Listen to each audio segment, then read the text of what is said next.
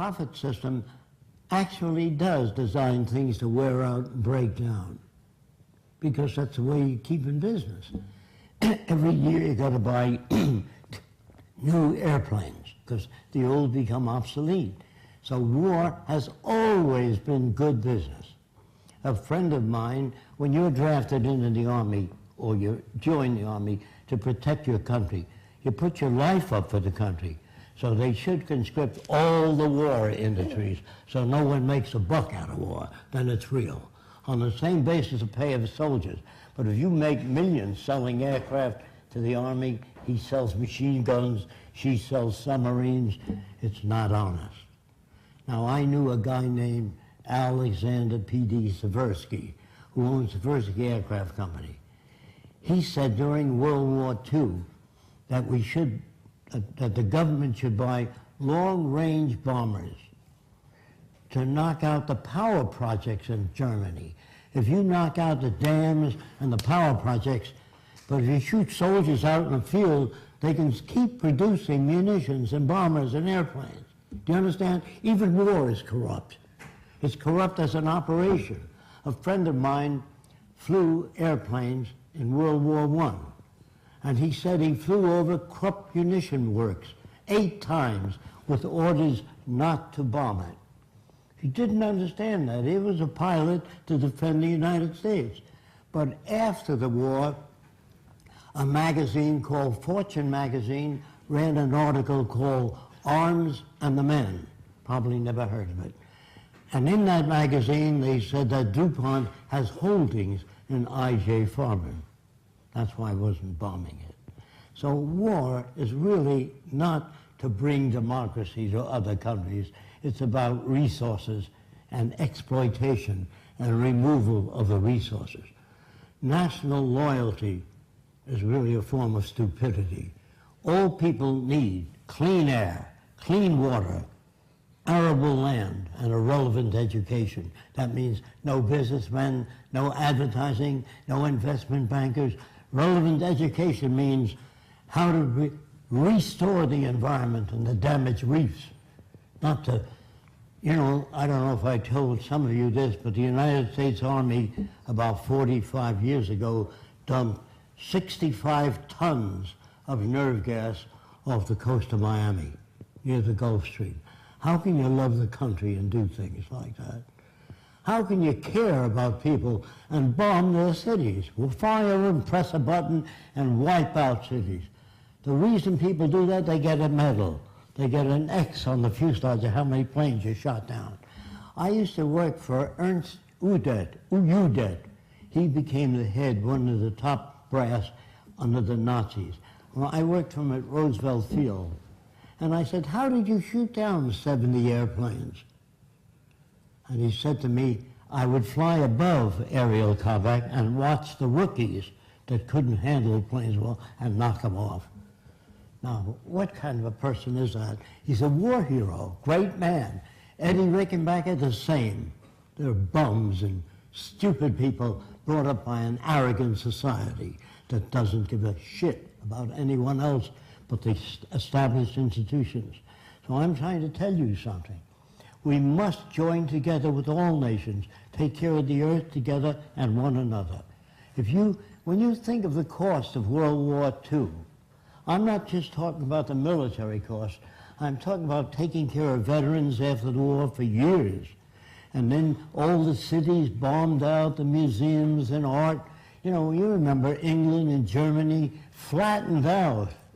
Take that cost, you know what that could have done? It could have housed everyone on earth in brand new housing.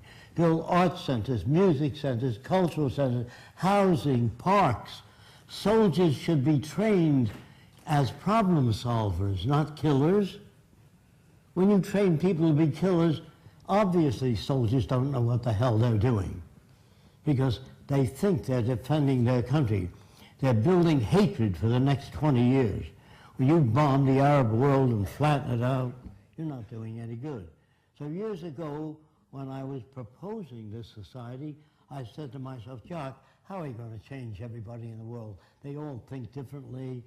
Some people have 10 wives, in some nations. It's all so very different. how are you going to change them? That's what thinking is, talking to yourself. If I say, I'll see you Saturday, he says, I'll take the kids there, and I can't see you Saturday. So thinking is nothing magic. It's what you've been exposed to and asking questions. So I said to myself, how are you going to change all these people? I said, I don't know. That's the first thing you have to learn is say, I don't know. Do you think we'll ever get to Mars? Nah, not in 1,000 years. That's your opinion. Just say, I don't know enough about aeronautic space travel or the conditions on Mars to give you an answer. We don't talk that way. When we see a new airplane without wings, we say it doesn't have wings, it'll never fly. The question is, how do you propose to lift off the ground without wings? I'm a layman, not technical. If you do that, there's no argument. But if you give everybody a right to their own opinion, which is we're brought up to believe that that's the right thing, give everybody the right to their own opinion. If you live across the street from me and I see 10 guys coming out of your apartment, I can have all kinds of opinions. You can be a language instructor, an art instructor, but if you give everybody a right to their own opinion, you damage communication. Just when you ask, do you think we'll ever get to Mars? They would say, it's not my field, I know nothing about rocketry, I can't answer that. That's the way people talk in the future. They don't say, it'll never work. Scientists in the past used to write books on why man can't fly. And the Wright brothers never read those books, so they built a flying machine. They were bicycle mechanics. Now, the Wright brothers really didn't just do that. In the early days in France, some guy designed a set of wings that stuck out 3 feet on each side. And he jumped off the Eiffel Tower, and he died. And his brother-in-law wrote, make wings larger next time. There's no way to know. Nobody ever does anything wrong. They use whatever knowledge they have, and their decisions sometimes don't work. Now, let's talk about that. When this guy's brother-in-law wrote, make wings larger next time, somebody made larger wings, but he didn't jump off the top of the Eiffel Tower. He jumped off a lower region. And he flew for a while, both wings went like that. And somebody, a fisherman, with a lot of rope says, you got to brace your wings so they don't go like that. Oh, thank you. So men build upon other men. This is going to be hard to accept. Man, this includes me, cannot think or reason. All that's bullshit. If you're not exposed, if an Eskimo, if you ask him, what do you want? You can have anything. He says, well, I like a strong igloo. He's not going to ask for a prefabricated building with photoelectric cells on it. He can't ask for that because he's never been exposed to it. Then there's another bullshit word which is going to hurt a lot of you, love. Now let me tell you what's the matter with it. Is there anybody here that's perfectly satisfied with everything you've ever done? Of course not. So sometimes you like yourself, sometimes you don't. Sometimes you like yourself very much. Sometimes you dislike yourself. So when you get married, it's the same thing. Sometimes you love your husband and wife very much. Sometimes a little less. Sometimes not at all. You blow them out. So love is a fluctuating thing. It's not a fixed thing. Do you understand that? Okay. So if you're brought up with twisted values, like a guy named Albert Fish, which the nation at that time, U.S., believed he ate 45 children, and the public wanted to tear him to pieces, because they were brought up that way. But a doctor named Wortham, a psychiatrist, said, I want to find out what made him that way so we can avoid those conditions in the future. That's much better. When your car veers to the right, you don't kick it and beat it up. Either your tire pressure's uneven or something's wrong with the steering column. You try to understand. When children beat up other people and hurt other people like a bully, that's part of their conditioning, their associative memory, the system they live under, which doesn't correct that. Schools do not teach you much. They're mostly concerned with propaganda.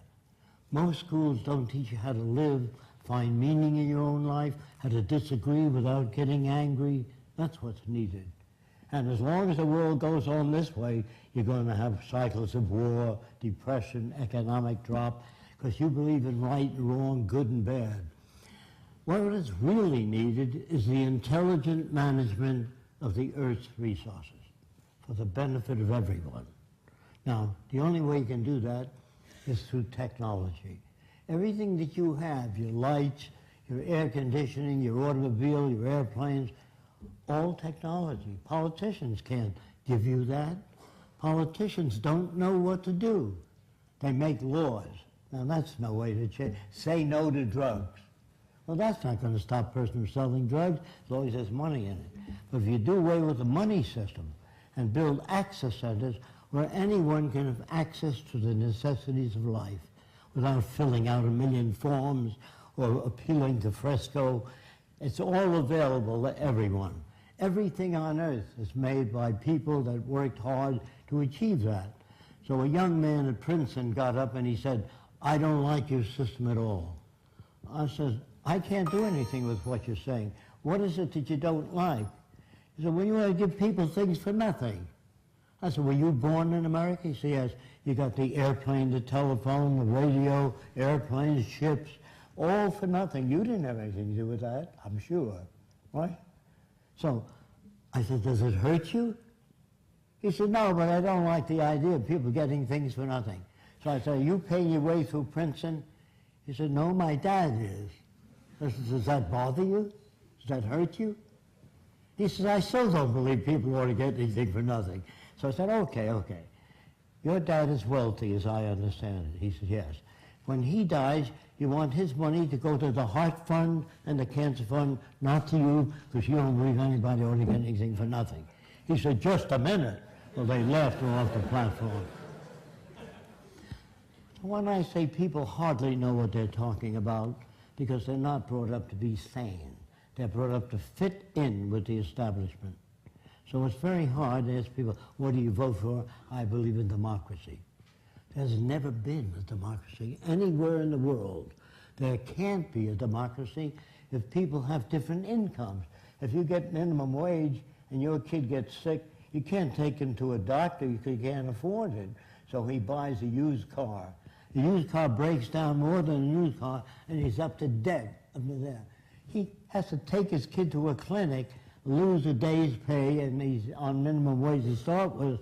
So how do you look at that? How can you have a democracy if mothers are not educated on how to feed their kids nutritional food? Today, they pump chickens to grow faster, put ingredients in food to color it to make it look better, and add artificial flavoring in many instances. And so you don't get the best food. In the future, the medics would be concerned with and the nutritional experts would be concerned about the food people get.